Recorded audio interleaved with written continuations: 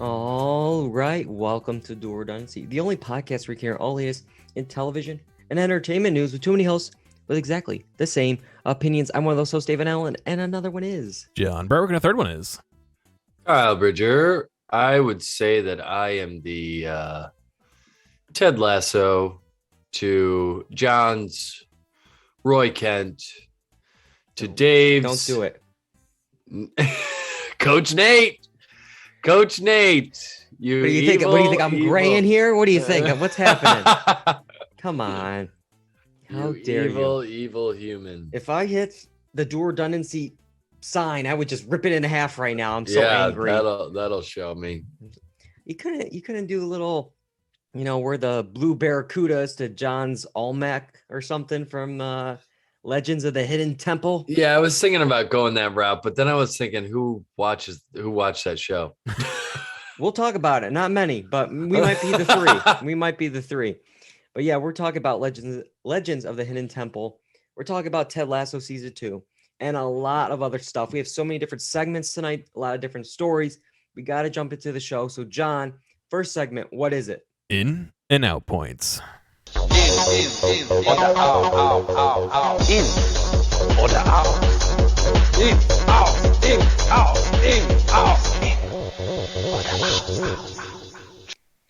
All right, in and out points. The first one this week involves something we talked about last week. Last week we discussed the phenomenon that is Squid Game, and it's only growing. Halloween costume items are selling fast. At least I hope they are just for Halloween, because the Korean Cultural Center in the United Arab Emirates is doing a reenactment of the games from the Netflix series. 2 teams of 15 people will play games from the series like the Premiere's Red Light, Green Light. It starts today, and the games will be played at the center in 2-hour tournament-style sessions. The real-life Squid Games are here. John, you signing up?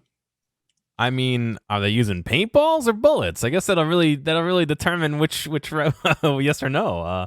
Yeah, if they're going to hit me with a paintball if I fail, I'll take that, or even an airsoft gun, but not a real gun. I'll pass on that one.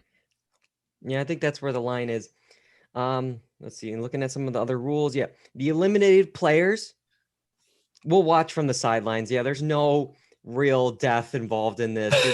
You're just gonna play some children's games in jumpsuits. It looks like that's it. Right, Kyle, are you now involved? Do you want to do this instead? I mean, couldn't you just go in your backyard and do this if you really wanted to? If there's no bullets involved, I think that's what raises the stakes, right? This is why people, when they gamble on stuff, they add money to it because it's just not worth it. So to me, I need to know that I'm gonna get possibly die or not in order to join this little challenge. Yeah. So there's no violence in this, but at the same time, there's also no prize money. So yeah, what is this for? What are we do? Just do this at home. The only thing that's going to be different is okay, there are going to be people dressed up in pink hoodies, with the black masks walking around. Yeah. Making the illusion that you're in the Squid Game, but really you're playing red light, green light. To me, this is too much like watching people on the ground playing Quidditch. And it's like, oh, who is this for? What is the point? Obviously these are children's games and they're fun, and in that culture, like red light, green light's cool. But at the end of the day, you're a grown adult. I mean, what do you have better things to do? But when you first said that it was played in, United Arab Emirates, I was like, you never know. They could be shooting people. Who knows? Yeah. It's as of this moment, because the game started today, no word on any issues. It seems to be running smoothly. I don't know how many players are left. There's no prize money, so who really cares at the end of the day? ESPN, the Ocho is not even going to air this. But all right, yeah, Squid Game. Yeah, I'm sure we'll be talking about it many, many more times on the podcast, but that's it for this week. Their next in and out point actually involves some spinoffs. two spinoffs actually that were announced this week of some big shows. First one, John, do you remember back in our streaming draft of like 90s television, we were building a 90s streaming service. You picked That 70s Show as your comedy pick of the 90s. Well, Netflix has ordered That 90s Show as a spinoff of That 70s Show. So, John, are you going to be tuning in to watch That 90s Show? And will this be in your 2020s bracket or draft when we do that later on? I have no doubt I'll be forced to watch it for the podcast. But Forced. It's Squid Game over here. I'm over here in my pink hoodie. You better watch this show. Watch the whole show without complaining. I don't know. I mean, I get they're trying to take that whole thing, and again, much like stuff we're going to discuss later, it's a nostalgia grabber. You know, I don't know. I don't know. I honestly don't know. Are they going to bring back the same people? Is it going to be a new family? Like all these things, I think we'll have to weigh into it, but I don't know. Yeah, my question is, didn't they already try this? They tried this with That 80s Show or something, didn't they? That is true. They did. Fox did try That 80s Show in the early 2000s. It was like, I think it was like canceled after like 13 episodes. And I don't know if it was like the timing, because I think it was like only a couple years into That 70s Show. So like you were, piggybacking off of something that was only like in season 3 or 4 or whatever. But we got to actually be thankful that That 80s Show was canceled, because Glenn Howerton was actually the star of that. Dennis from Always Sunny. So who would have known if that show took off, would we have gotten Always Sunny? Who knows? Well, it wouldn't have been him, probably. Yeah. But yeah, it was developed by him and I'm forgetting his name. Ronald McDonald. Ronald McDonald. Yeah, Ronald McDonald. Yeah. But yeah, my question goes along with John is like, is it going to be like Red and Kitty, or are grandparents now, or what is the situation? You nailed it, Kyle. Kurtwood Smith and Deborah Jo Rupp, who played parents Red and Kitty Foreman, are going to return. They're the ones signed on so far. And the year is 1995. Leah Foreman, the daughter of Eric and Donna, is visiting her grandparents for the summer and bonds with a new generation at Point Place, Wisconsin. So no word yet if any of the other stars are even going to drop by even for a cameo. Yeah. You would think they would try. I mean, they would definitely ask them to come back, at least some of them. And I don't know if, Ashton Kutcher and Mila Kunis are really going to even do it for whatever large amount of money that Netflix backs up. And they might have to Skype in Danny Masterson from prison. No. It's 1995. There's no Skype. He's not going. He's not coming. Oh, okay. Sorry. Yeah. It was too good of a joke. Topher Grace, maybe. Grace, maybe. But Topher Grace. Yeah. I mean, when you say Kitty and Red Foreman signed on, I was like, what else are they doing? What else you could have come at them with the 2010 show, and they could have been on their deathbeds and they would have signed on. Don't give Netflix any more ideas. But right now it's 10 episodes. It's going to be a multi-cam, just like the original. Okay. They're banking on this IP of That 70s Show. I was never a That 70s Show person. I didn't have Fox. I never really got into it. I know for certain people they love it, but I just never got into the show. I did like That 70s Show. I thought it was funny. And I thought I had some clever writing every now and again, but with all those sitcoms, it gets formulaic, but the characters are what keeps it alive. I mean, towards the end, it got a little bad, kind of like everything that Fox does. Like New Girl got really bad towards the end too. So, but in the beginning, it was pretty well done. I liked it. Yeah. I'm trying to think. So if it's 1995. Obviously, the show came out in the 90s for us to talk about it in that draft. Could there be a show that comes on that these kids in the 90s are watching of That 70s Show within that 90s show? Is it, or is that a paradox? Would that like make the world explode? If be some campy like this show looks great. Like, Yeah. Hey, this looks like you, Grandpa. Whatever. But we talked about Deborah Jo Rupp. I believe it's like, oh, what was she doing? What's she up to? I believe she was in this next spinoff. Well, the show that we're now spinning off, and that's WandaVision. It was Agatha all along, and now Agatha's getting her own show. A WandaVision spinoff featuring Kathryn Hahn is in development, where she would reprise her Emmy-nominated role of Agatha Harkness. Kyle, you are our WandaVision watcher. Are you ready for... I'm going to guess it's going to be called Agatha All Along. I don't know what it's going to be, but what do you think? I mean, I love Kathryn Hahn, so I would be willing to watch it just for her because I think she's great at everything she does. But I just too much of this like Disney stuff. It's just way too much, and then the spinning off of this character. And I mean, she was probably the most popular character. We thought she was going to possibly win an Emmy for it. So, I mean, should I be surprised? No, but I would just hope that they would try. I don't know.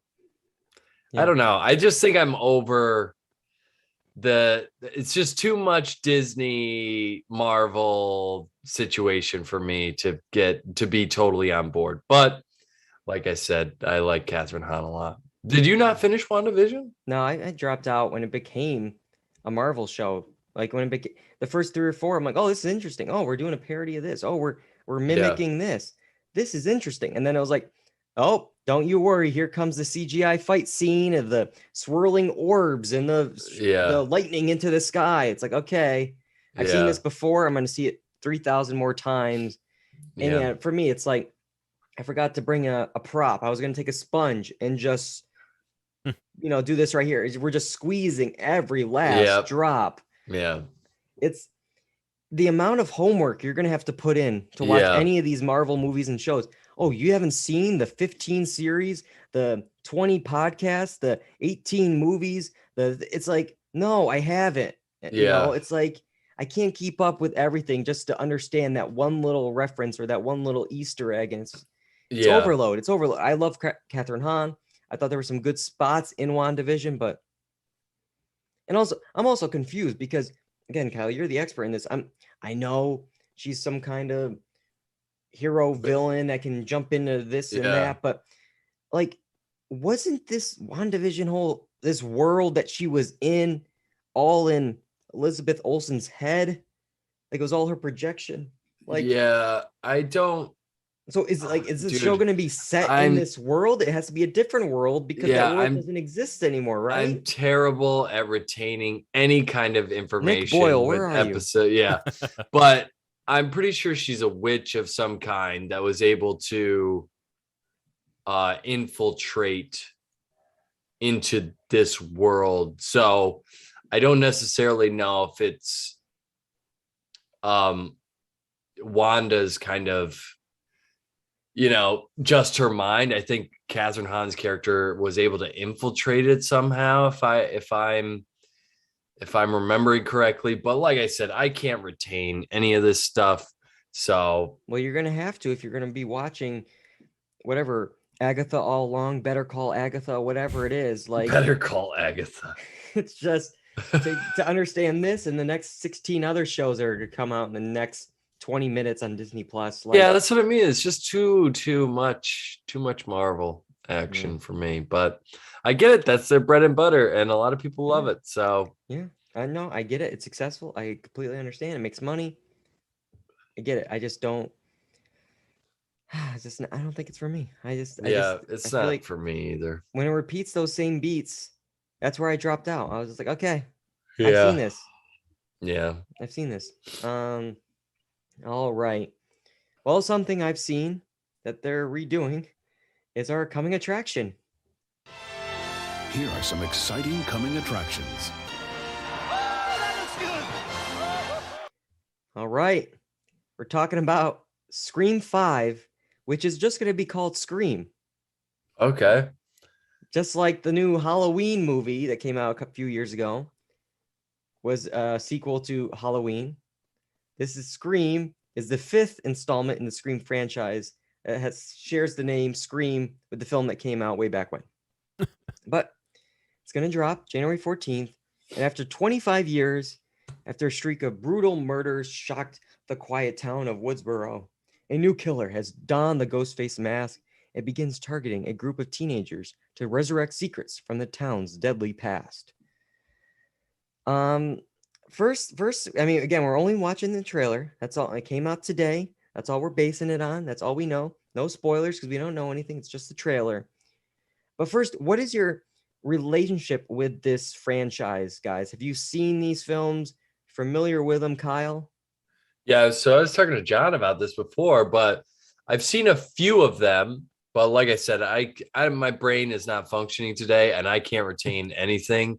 So I just asked John. I was like, didn't they kill or didn't they find this guy? Didn't they find the killer already? So how does this work? Is this a protege or? Well, every time it's always somebody different under that Ghostface mask. Maybe it's multiple people. It's just the mask and. But I think I've seen quite a few. Yeah. Of them. I've seen them all at least once through. I've seen obviously the original so many times. I think I've only seen the 4th one once. John, are you a Scream guy? I've seen the commercial where they go, "What's up?" But isn't that in Scary Movie? I don't think it has anything to do with Yeah. I thought it was a Bud Light commercial. I don't know. I think it was like a Scary Movie parody. Yeah. I've seen the Bud Light commercial. I've seen that, but okay. Well, then you've seen it all. Yeah, I've seen enough. The only other time I've seen one was either 3 or 4 back in, I think it was 2011 when on Halloween when we watched part of one in somebody's dorm room. Definitely Mike's dorm room. Yeah, that's the only time I've ever seen any of the Screams. So I have no relationship to these, but I have never seen many of them, and I'm already like, didn't they do all this? Why are they doing another one? So that's maybe all you need to know. Well, yeah, so this is the 5th film in this franchise, and I'm wondering what we're going to get from this one, because each film, like, satirized something. The second one was sequels. The third one was trilogies. The 4th one was, like, remakes. So it's like, what is this one going to do? Because, yeah, it's a reboot, but, like, isn't that kind of what 4 was commenting on? Like, 4 also dealt with, like, technology and social media and that kind of thing. So it's like I'm just wondering what we're gonna get out of Scream 5 that we didn't already get in 4. But I mean, the creators, or not the creators, but the directors of this film that are taking over the franchise are the team that did, I believe it's Ready or Not. It was a horror film, kind of like a fun kind of Knives Out film a year or two ago. So, all right, I like that film. I trust them with this, but for me, this trailer was pretty bland, ho-hum. It seems very run-of-the-mill, like horror. Like, it was just, instead of feeling like a Scream, it just felt like there's a killer in town, and it was like very generic shots, which makes me think like either 2 things. 1, that's how the film is, or 2, like, are we being like tricked a little bit with this trailer? Are we, because we're seeing like everyone get attacked really in this.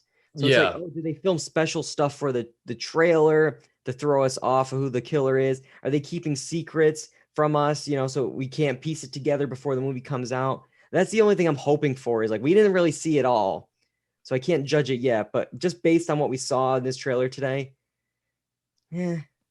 I thought from the beginning, you're sitting there watching it, and it's almost like an homage to the first, that first killing in the first movie. So that's what I thought it was kind of doing at the beginning, setting that tone, and that something's back. And then I get, for the fans, they're bringing back, David Arquette and all these others, so they want to introduce them and kind of see how they're going to fit into this world. So, I mean, if anything, I think it just sets it up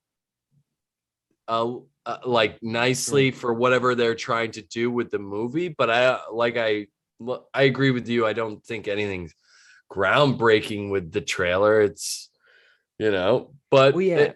and the I yeah, was just go. gonna say with that the cast returning, it's like, I mean, they were in, Scream 4, and it's like I feel like with this, I mean, they're not as, beloved as like Han Solo, Harrison Ford, but like at The Force Awakens, you saw the trailer, and then the very last little thing at the trailer was like, Chewie, we're home. And it was like a big moment.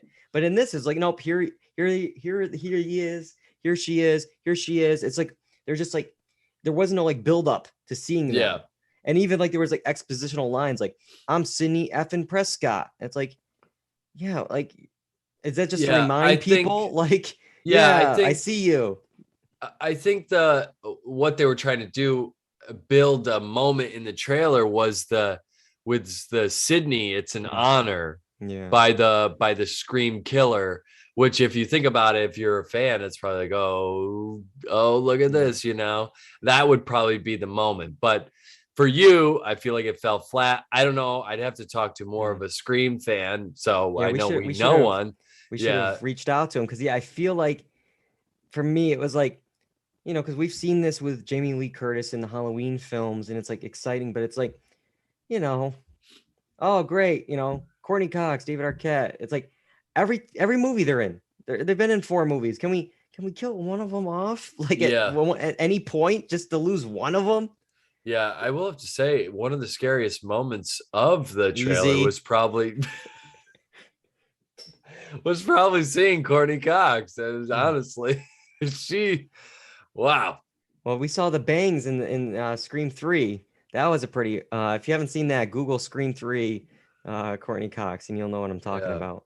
But yeah, I mean, I agree with you. I think it's a relatively pretty bland trailer, but I think for what it's trying to set up, it's trying to have that end moment at the end, and I think the beginning's trying to set an homage to earlier Screams. But if you're not familiar with the Scream franchise, it definitely sets up all the characters for you nicely.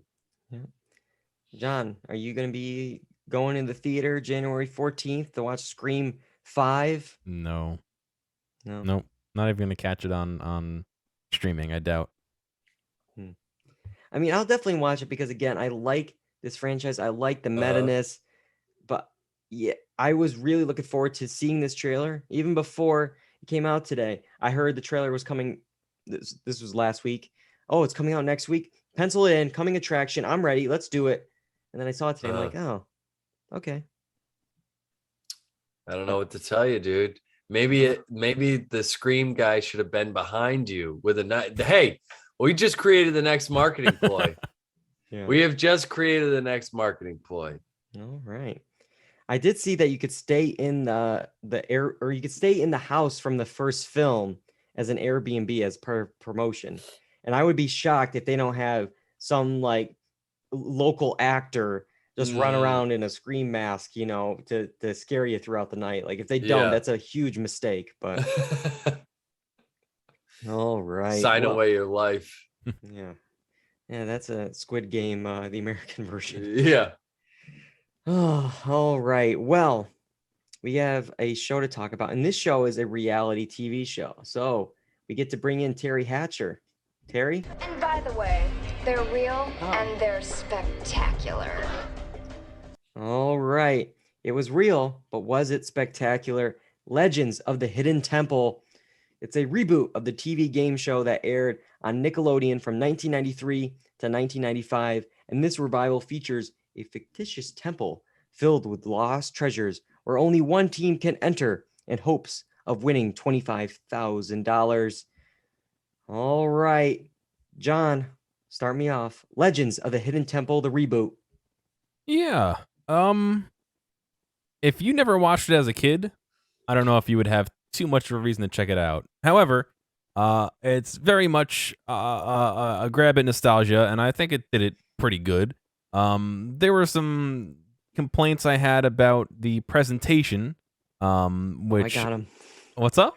Oh, I got him too. Oh, yeah. Don't you Oh, worry. Yeah. So I mean, it looks like it's kind of done on a budget, and I guess probably it was. But other than that, yeah, I feel like it has the spirit of the original one. And I like what they did by animating some of the scenes, which I'm sure we'll get into and all that. But yeah, it was all right. It was interesting to see that they went with adults instead of kids. But Yeah, you highlighted two things I really am going to go, deep into is the budget and the whole thing between the adults and kids. Mhm. That I think we have to question the audience a little bit later on. Who is Sure. this for? But was it for Kyle? I had a lot of questions going on, man. And maybe it was just because I was like half in, half out of this when I was watching it. But first off, I was like, is Jay Peterman voicing Olmec? And also, just because I'm on the subject of Olmec, I just love that they have a shot that they had to take of just Olmec while they move up his mouth up and down. Oh, but they didn't. And they have the narration over top. Yeah. So they literally had to get somebody to get a shot of just them pointing at Olmec explaining stuff, which is just hilarious to me.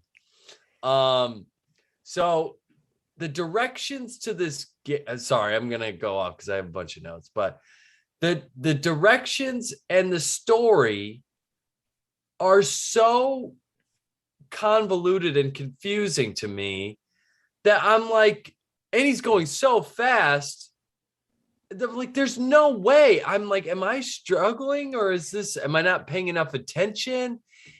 Am I supposed to know? This was too much, too fast.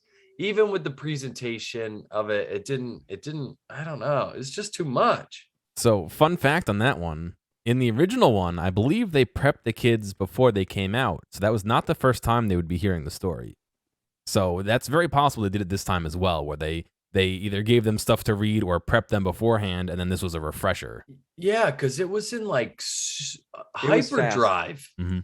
It was fast, and there's a lot of stuff because like that's what I'm going to be wondering. Like with the kids, it's like the attention span of like there's a lot of setup with the story, and then the rules of the challenge. Then how did that challenge rules tie into the story? Oh, because this version is this water bottle represents that. It's just like okay, like. And they have to do that like 5 or 6 times because there's all these different games, and they kept saying on and on with the story, and the story gets more outlandish. But for me, I want to start off with the question of what's the budget on this? I was very excited to see that the reboot was outside of a studio. We're going outside. Okay, cool. We're in the jungle. No, we're not. We're in a field, and everything looks flat. Everything looks flat to me. Even the temple almost at some points. Is this CGI? Is this just like it didn't feel real. It's just like it's in the like where are we? There's no trees around it. Could you at least CGI trees or like we're just in a field. It's just and the props in the art department, like oh my, like I felt like it was an Ithaca College production. Like I thought, nothing to say about the college. We went to Ithaca College. We made those productions, but we're using plastic water bottles with a Sharpie. Yeah. But I thought these are supposed to be island artifacts there's plastic water bottles. Like there's plastic wiffle balls that they're knocking off. There's cardboard boxes that they're using for stone body parts. Yeah. Why can't you show us fake body parts that you get at one of those spirit Halloweens? Like paper mache, so it looks like a rock. There's pipe cleaners for the spiders in the lair. It's just like, what are we doing? Like, and for those water bottles, I want to bring up, did they not understand that they were making a poison? Like, was that not part of the rule? That was so obvious. Because each one has a couple letters on it. Poi, sun, ram. So people are like, is it ransom? Is it this? It's poison. You guys are adults. There's 3 choices. Take 2 of them. Form the word poison. Yeah. Like, I don't know if that was just like a rule that they didn't hear. They didn't know what they were forming. They had to form a word. And it's like, oh, what's this? But even so, there's 3 choices. I know. It took them so long. Oh my God. I know, dude. But, you mentioned the animation, John. I want to get your thoughts on it. Because for me, I thought it was also kind of very flat, simple. They were reusing the same 6 or 7 shots. And I just Yeah. thought again, like, could we do it like a little bit more old looking, like the like ruins, like Yeah. something. It just felt very like contemporary. I think it would be great if they did that style where it's like a sketch being made where you see like somebody Yeah. drawing the outlines of stuff and then the Yeah. color, like Yeah. that would have That's been a good great. And idea, yeah. it just this was very colorful and very detailed, but it didn't fit the theme. And yeah, it was very stagnant in its approach. It was kind of just there, or there'd be like 4 or 5 frames a second of some movement or something. So yeah, I think it was a nice touch that they had it, but I think they need to approach it in a little bit more lore-friendly way, if you will. Yeah, because with animation, there's so many things that you can do, but this just felt like a storyboard. It felt like a work in progress still. Yeah. Didn't feel like the final product. But I think along with the budget, since we're still on that, the actual Olmec, pulling up an image of it here while I talk. yeah. The actual Olmec face. I remember in the old one, and maybe that's because I haven't seen it since I was a kid, but like his lower jaw was a separate element that moved. Mm. This Yeah. one looked like it was connected via rubber or something because you could see the rock like wrinkling, and Yeah. I didn't like that at all. And on top of that, I felt like the voice actor who voiced him did a very good job when it was the legend part, but when he's just talking to other people, like there weren't effects on him, and he just sounded like a dude talking. Like it bounced back and forth between this great like echoey like and then you have to go through whatever, and then into like yes that's wrong like or whatever lines. It was such a difference between the two that I didn't enjoy that. If they had done the same vocal processing they did for him doing the story with the slight echo, reverb, and all that, and that nice girthy voice, I think that would have been great. But it seems like they didn't. Yeah, I'm looking at it. I believe it is actually the same voice actor who did it Oh, interesting. back in the day. Then it's the processing they just changed. I guess maybe they did some of it live and some of it pre-recorded, or who knows what. Mm. Yeah, I'm just double checking here. Yeah, I mean it's looking. Yeah, I think it's the same guy, I believe. So, D. Bradley Baker is the actor who did that. But yeah, the audience for this, that's my next question. Because I thought going into it was going to be for millennials. I thought it was going to be for us. Mhm. But I honestly, after watching it, I can't place who's this for, because Yeah. you have confessionals that are very childish. There was one that was in all sincerity said, boys drool and girls rule. Yeah.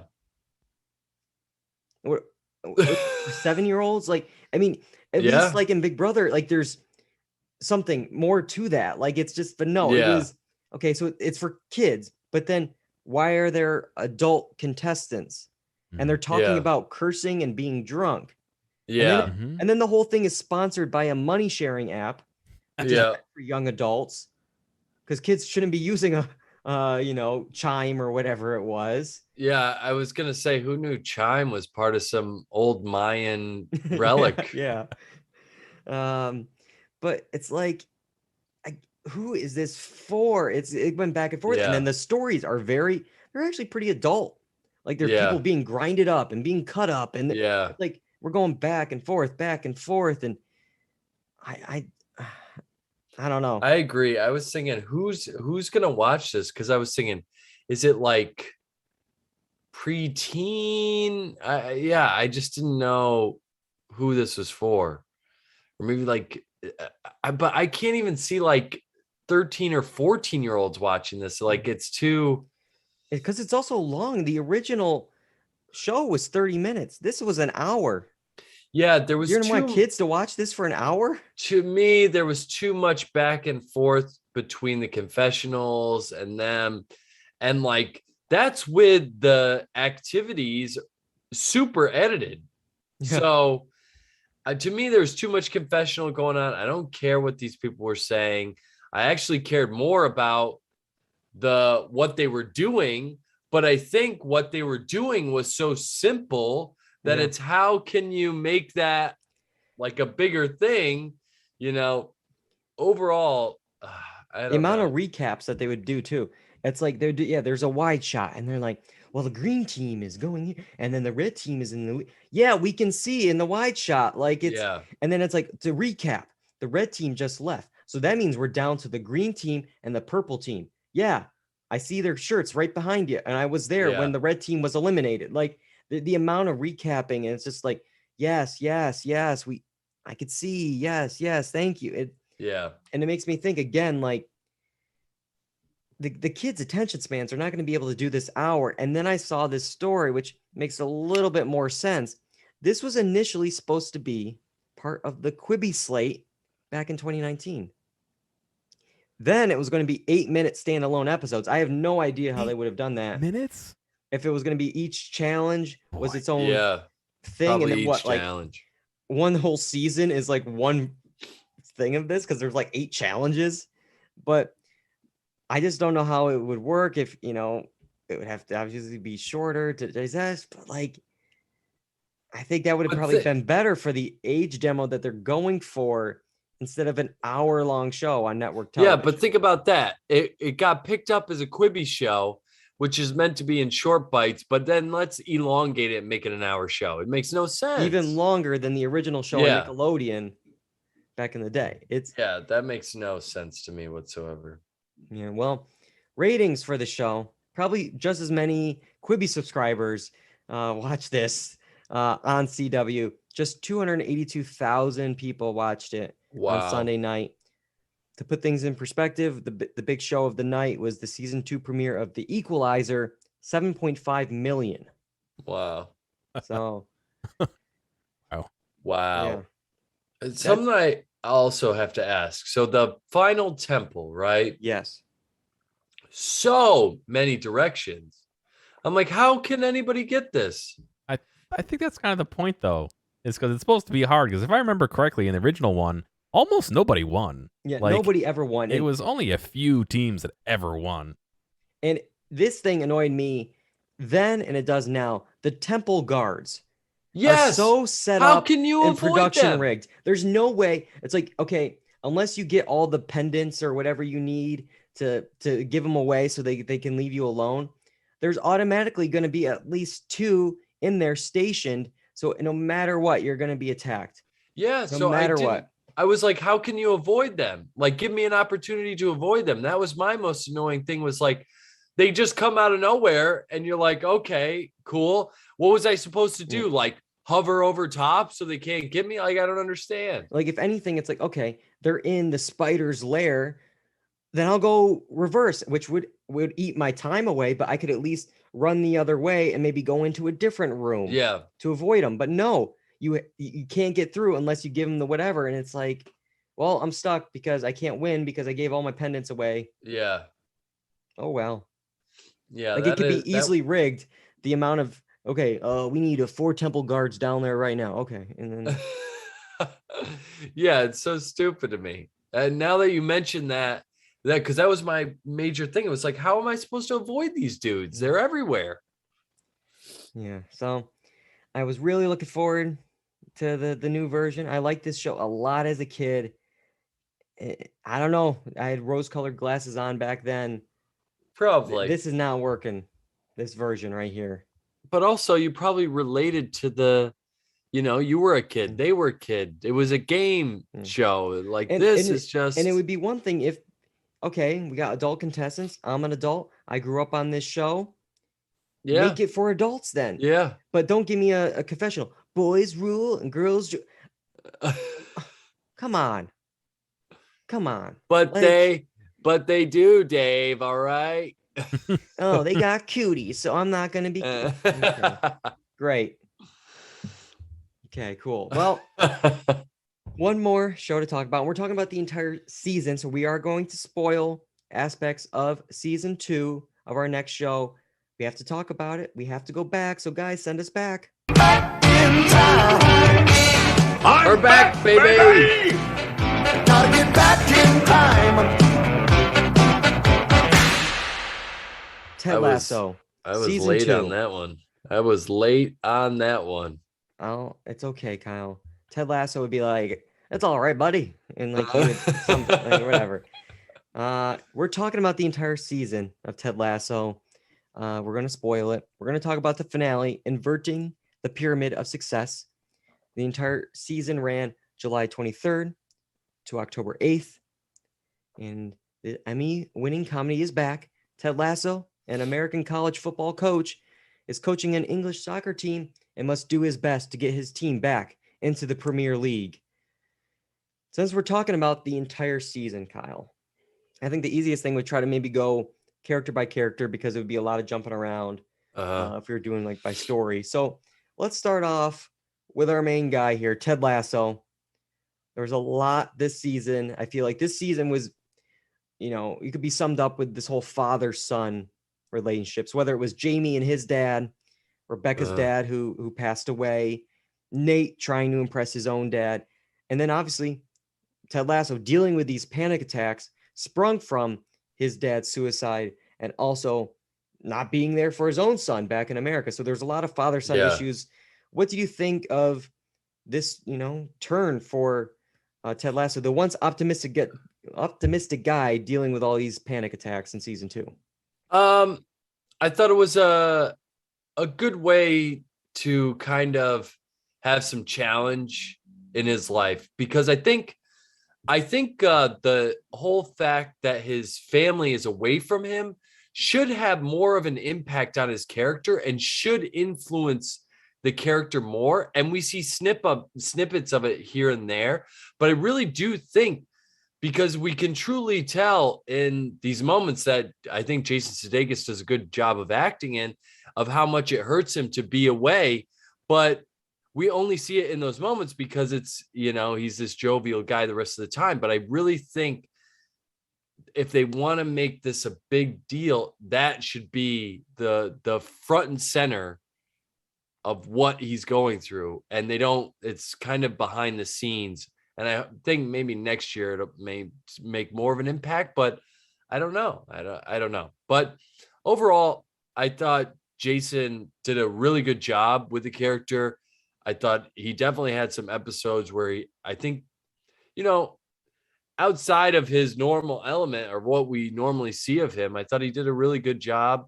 Good job with it. And I liked his interactions with the psychiatrist and how that whole relationship kind of fleshed out, Yeah. We got this new character, Sharon, who at first was kind of like closed off, not going to open up for this Ted Lasso character to enter the world and, get changed by him. But they end up changing each other. He was so adamant he's not going to do therapy and stuff like that because of past issues. And, we got these moments of like being closed off, which led to these panic attacks, which led to these very emotional monologues that Jason gave and gave some great performances for. But the season really became at points a drama, not only with the content, but with the length. These episodes were getting to be, my God, 45, 50 minutes long. They were getting up there. So long. Which made me like, okay, it was like kind of hard because I sometimes I just want to watch something with lunch or something, but it's like I gotta watch these in parts now, and they're getting longer and longer. But yeah, it was becoming a bit dramatic this season, more than I was expecting for a show that was so optimistic and like a giant hug the first season. This season was getting dark. Yeah, definitely. Let's see. Our next group is a duo here. We're gonna talk about Roy Kent and Keeley. They really like playing with us, I think, every week of like, oh, they're together. Oh, are they gonna break up? Yeah. Oh, Roy's talking with the teacher. Ooh. Yeah. Oh, Jamie said I love you. It's like back and forth. And like, I don't know. I will say 6 weeks without seeing each other as she starts a new job soon after Jamie says I love you, probably not gonna be good. Yeah, Not gonna be good. Yeah, there's definitely something lingering in the back there, because I think I would just say it's like a show showing the ups and downs of a couple, but I really do think it's showing the ups and downs of a couple, but also that's on its way out and hesitancy with each other, because I think between the two of them, they're really they're there for one another, because most of the characters in the show are there for one another, but something is holding them back. And I don't know if it's Keely's job or, whatever the situation may be. But I think they are hesitant to eventually be with one another. And I don't know, because they started under weird circumstances too, but with Jamie and Keely being how they were, and all this situation. So I think there's some hesitancy on both sides, because what's to say like Keely can't go for like a little bit, like a week, or maybe like once the job's full, it's like, or what's to say Roy can't, he's like, they're both rich people. They could probably reschedule this thing. You know what I mean? Or is it just I will say 6 weeks of it all? I wish I could take a 6-week holiday. Yeah. I know they're rich, but like that was a lot to presume, Roy, that you're gonna take 6 weeks, which is about to start something. Take a weekend. Yeah. Take a week. But it's like I feel like the show though, I don't know. Like I think they have to, because I don't know what else they're gonna do, but I feel like the show kind of, this whole moment in the finale, this kind of peace offering headbutt that Roy Kent gives Jamie, it's like, I feel like, are we going to really open up that wound again so soon for season 3? I'm going to assume we have to, because I don't know what else we're going to do with this love triangle if we don't break it up at some point or bring it back together, or have these moments of, oh, could this be Rocky? I don't think the show will come out right away and just have them have an affair, because I don't think it's that type of show. But I think Jamie's just going to be lingering there. You know what I mean? And if he's there, it becomes a problem this in season itself. too. Jamie was really just, I feel like, lingering. He was like a background character this season. It was interesting how he was kind of like, remember he was such a star season 1. He's in the background this season. Don't worry about him. Yeah. But I do want to talk about this Roy Kent story, a little bit of a conspiracy theory that Roy Kent is not real, but he's actually a CGI character. Do you see this? No, I did not see this. This is ridiculous. They think this guy is such a cartoon that he's literally a cartoon. He's not actually actor Brett Goldstein. It's actually just a CGI character named Roy Kent. I mean, he does a good job with the character. Yeah. It's funny. Yeah. Emmy Award winning. Yeah. But we actually, because the thing was so big, Brett Goldstein actually released a video to hey, I'm real, guys. Don't worry about it. Here is the video that was played to prove that he is not a CGI character. I just want to clear up something once and for all.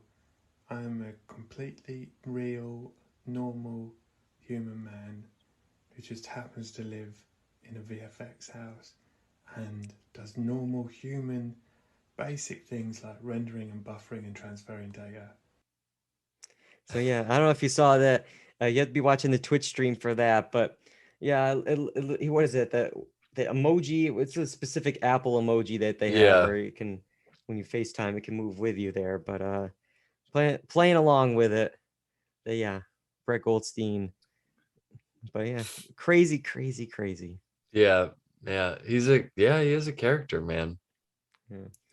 All right, our other duo we should talk about, because while it wasn't really about Jamie this season, the player that we got a lot of was Sam, between the oil spill and the sponsorship of the team, him possibly leaving the team to go off with Sam Richardson's character. And then this whole relationship on this dating app with his boss, Rebecca. Thoughts on this relationship, Kyle? I actually, at first, oh my God, that episode where you see that happening, you're like, this is going to be so cringy. And you're like, no. But then once it eventually happens, I think the show did a good job. And it's something to honestly look forward to, I actually liked them together, and I thought it worked. I thought it worked fine. I was actually rooting for them to come out the other side, but I know that there's just no way. I mean, the age difference, the bossing, age, the power dynamic, there's just no way this is gonna happen ever. So, but I was actually rooting for them because I thought it was an interesting idea, because I thought the show did a good job of setting up a little fake out where you thought it was Ted and Rebecca talking, because there's something going on there too between them, right? There's something there as well. So I thought it was a nice fake out. I wonder when they're gonna, put the Ted and Rebecca thing, when that's gonna come through, because we also know Rebecca's friend is into Ted too, so that the whole dynamic. A lot of love is in triangles play. on this Yeah. show. Yeah, a lot that's going to happen in season 3, which could be the show's. The original plan was 3 seasons. It was everything was mapped out with a 3-season arc for all these characters. Obviously, Apple would not want this. Apple would want this for another 6 years. Yeah. But it's up to Jason. Does he want to, be in London for half the year and be away from his, his family in America? I don't know. Yeah. But Rebecca this season, I feel like this was kind of led to some of the discourse here, because the first season, she was kind of the antagonist. She was kind of the villain of season 1. But this season, nice, positive, happy, and like, because she changed from season 1 to season 2. And the episode, I think, that encapsulates all that is the episode that was probably most talked about was the Christmas episode. Yeah. We got Ted and Rebecca giving around presents to everyone, teaming up. And this came out right at the height of like the discourse this season. We've mentioned it on the podcast before, and I don't know what it is, if it's just because this episode was so positive and happy and optimistic, even though that's what everyone loved about the first season. But it was just too much. It just might have just been overkill. Yeah. And I really do wonder if it was something with the way it was released this season, between the binge versus the weekly release, because many people binge season 1. I binge season 1 in like a week or 2. So when I was now waiting week after week to see the story slowly unfold, and then all of a sudden one week it's like, here's a standalone Christmas episode. It's like, no, I want the storyline with the dating app. Yeah. I want the storyline about Ted's panic attack. It's like, nope, we're taking a break. We're doing this positive thing for a week. Yeah. And it's like, so I wonder if this was, watched in a binge, if it would play differently and there wouldn't be that discourse that we had in the middle of the season. Yeah, I think it was also just too much. Like, it was saccharine sweet rather than just like the normal sweetness we'd come to expect with Ted Lasso.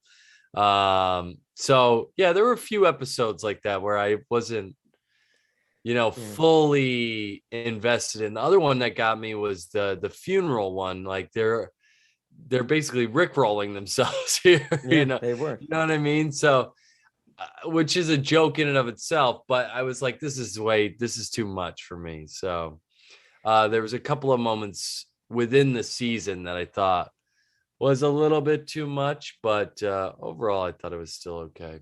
Yeah, Twitter really was going into it in the middle of the season, which made me think, is there going to be an issue with the Emmys? Because it's right around Emmys voting too, and it was just like, and it's funny because, it's so positive. Oh, there's no conflict. It's like, this is the same season that started with literally killing a dog. Like, they killed the dog within the first few minutes of the premiere. Yeah. And it's like, it's too positive. It's too nice.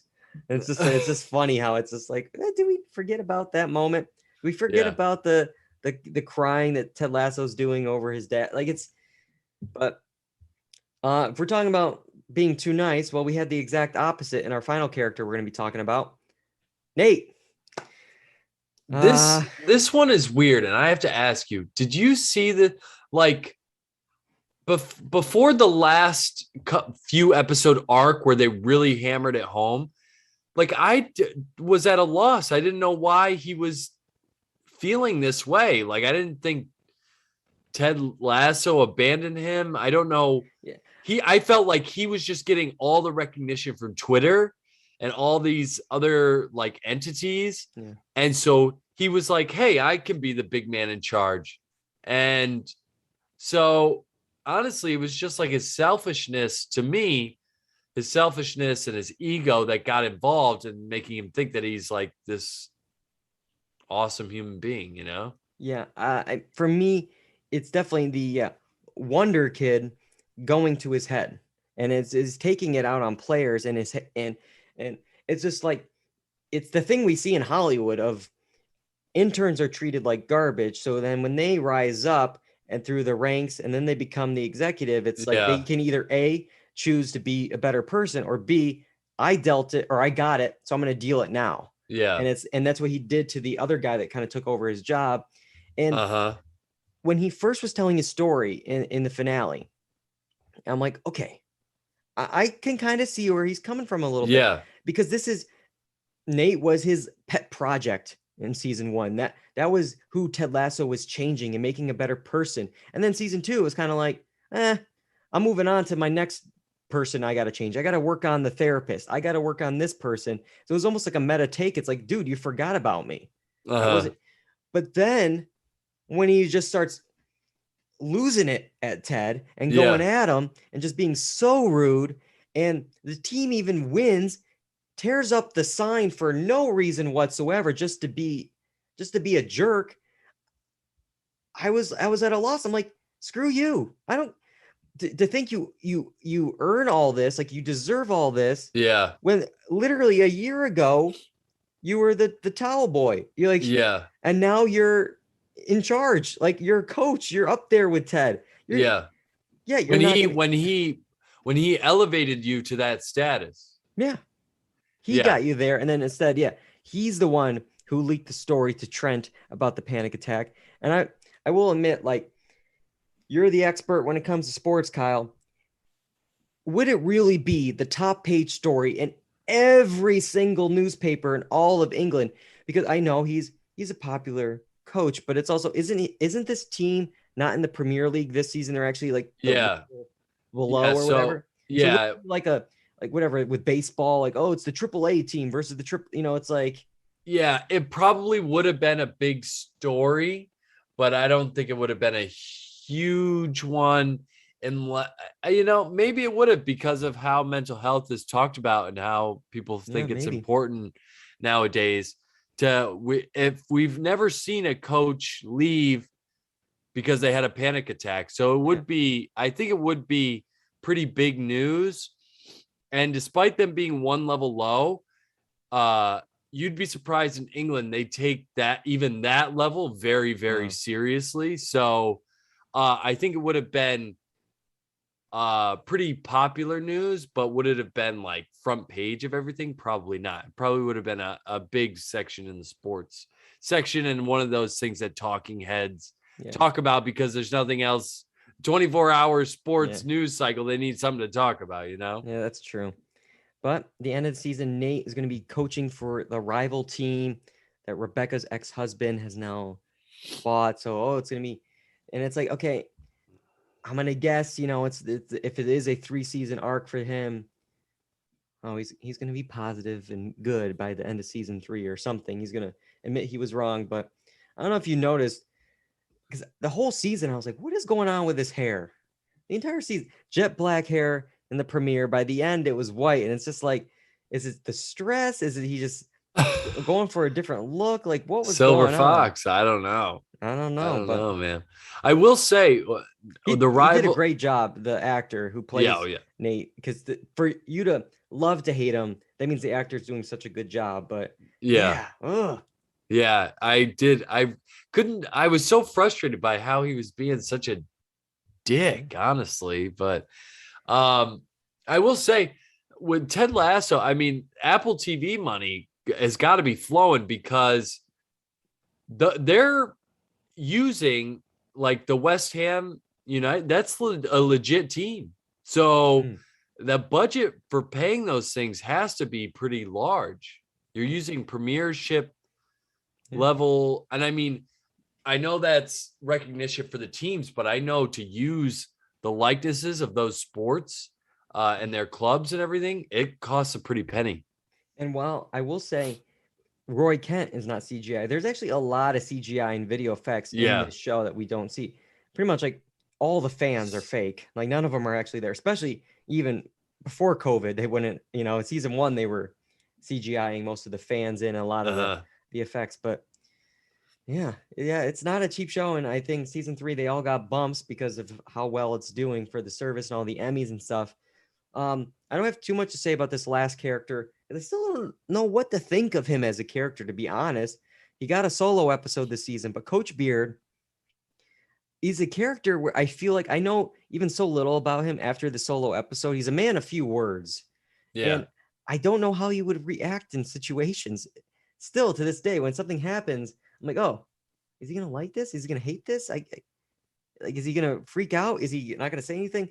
I don't know. Like, I feel like a lot of people like Coach Beard. I'm just like, I'm okay. Yeah. But the solo episode didn't really click with me. It was cool to try something different, but yeah, I'd rather get back to the main show. Yeah, me too. I thought it was an interesting episode, a little bit different than what they did prior. But yeah, I'm with you. I can take him or leave him, but I do think he's the support network behind Ted Lasso. So I think that's why he's an important character. And I think he's kind of in touch with what's going on because he knew Nate was a guy that was being a real D-bag to everyone. So, and he kind of called it, you know? So it is just interesting. A man of few words, but I think, you know, recognizes, I guess his fatal flaw is he can recognize, supports everyone else and can recognize all the things around him, but can't even recognize the own problems that he's facing in his own life, I guess is how you could look at it. Yeah. So I don't know. We'll have to wait and see what happens in season 3 with his character and what happens with the rest of the show. I will say last thing about, I don't know. Last thing about the show is I think some of the actors can legit like play soccer. Jamie Tartt's character, the Coach Beard actually, I think showed something on Twitter, and it was like this shot he makes from like almost half field. It actually, like, he actually kicked it and it went in.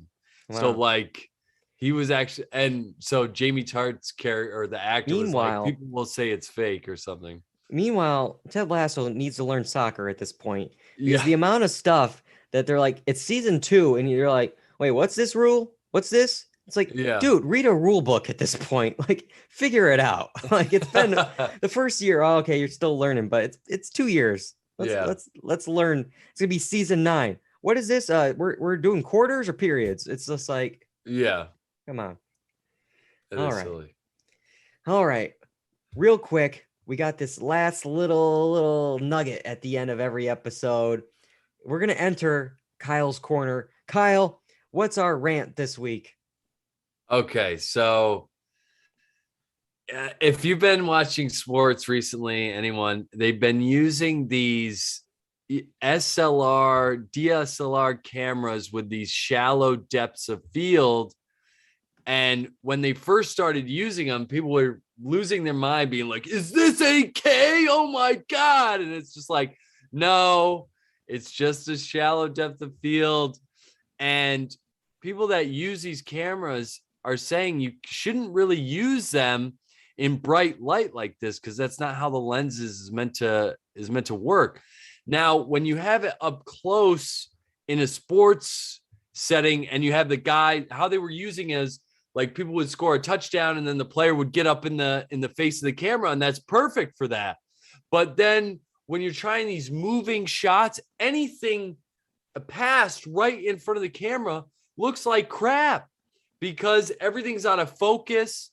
It's out of whack. This shot that we're showing on Twitch especially is really, really bad. But so we talk about how it's being utilized is poor, but then the pervasiveness of it now is like somebody thought it was cool, and now, you know, every other network is like, oh, this is cool, we got to use this, man. So now all of them are doing it and using it so much that it's losing its luster to the point of these shots are almost unusable, especially the one we're showing here. I don't know. I showed you guys this one. For some sports stuff, it does look cool when you have the players really up in the face of the camera. But besides that, I don't know what you're trying to achieve with this moving shot here up close. I don't know. Yeah. I don't know. I haven't seen it too much. I definitely see the issue with this clip. Obviously, I don't watch that much sports, so I don't know that many examples. But yeah, you could definitely see exactly what you're saying, where it just doesn't look good. Like, try something different here. It's just not working. But Yeah. But I remember, I think it started happening during the pandemic, and people were like, oh, what is this? This looks so cool. And like thinking it was like some crazy new technology. And it's like, no, this is just, we've had this technology and we're just using it in a different way. And now it's everywhere. It's absolutely everywhere. all right, that is Kyle's Corner this week. Next week, we got some stuff to talk about. We're talking about the season 3 premiere. It's finally time. Succession is back. We're going to be talking about the premiere of Succession. And then we're going to catch up on something. A lot of people have been talking about it. The finale is going to be airing next Tuesday, but we're going to be talking about the premiere. Only Murders in the Building. Steve Martin, Martin Short, Selena Gomez. Why not? All right. Those are our shows we're talking about next week. Make sure you never miss an episode by going to Facebook, going to Twitter, going to Instagram. Follow us on social media. You can learn all about the episodes of what we're talking about there at Dual Redundancy. And all the episodes will be on YouTube, Apple Podcasts, Spotify, the blog, dualredundancy.com. And of course, Tuesday nights, twitch.tv/dualredundancy, 8 p.m. Eastern. Join us then. I got to thank both you guys tonight for joining me, especially this week to Kyle. Kyle spending his 30th birthday with us tonight on the podcast. What a way to celebrate the big birthday, Kyle. Thank you so much for doing this tonight. Where did you get that photo? Oh my God. My camera roll. I got to get some new photos of you, Kyle, because all the ones I'm using are from like 2-3 years ago, and I got to get some updated. When I had hair, is that what you're trying to say? No, is that what you're trying to say? No. And of course, I'm going to thank John as well for getting the episode up on iTunes and directing the Twitch stream. I couldn't do it without both of you guys. All right. Until next time, I'm David Allen. I'm John Berwick. And I'm Kyle Bridger. And that's all we got for Dual Redundancy. Goodbye, everybody.